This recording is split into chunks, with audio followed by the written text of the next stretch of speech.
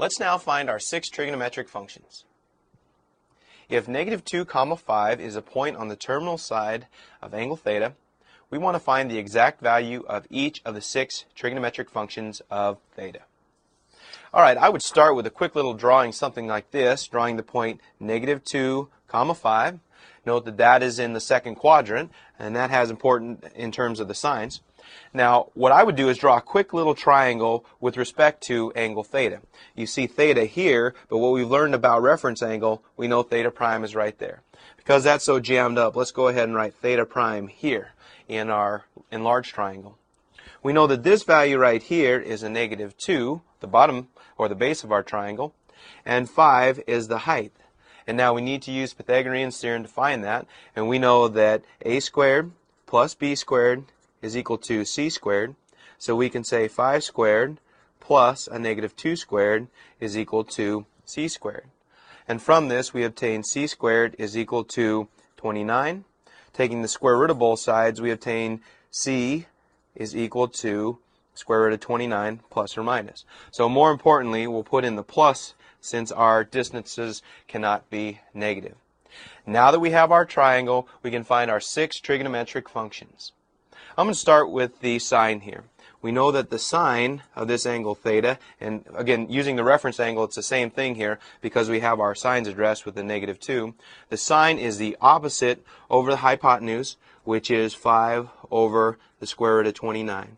And we need to rationalize this by multiplying top and bottom by the square root of 29.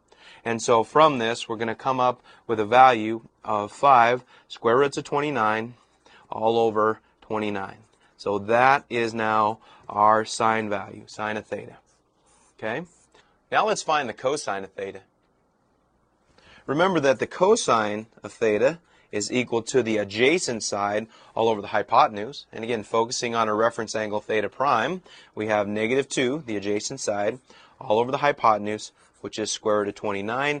And once again, we want to rationalize our answer, multiplying top and bottom by the square root of 29. From this, we come up with a negative 2 square roots of 29 all over 29.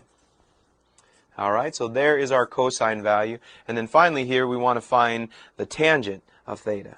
Remembering that the tangent of theta is equal to the opposite over the adjacent. And for this problem, that will be a negative 5/2. Now that we have our initial trigonometric functions, let's find the last 3. Now before we rationalize, we had the sine of theta is equal to 5 over the square root of 29.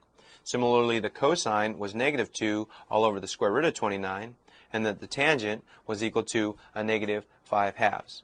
Now remember, there's a reciprocal relationship between the sine and the cosecant. We know that the cosecant of theta is the reciprocal of the sine value. So we can write this as the square root of 29/5. In a similar relationship, we have the cosine as it relates to the secant.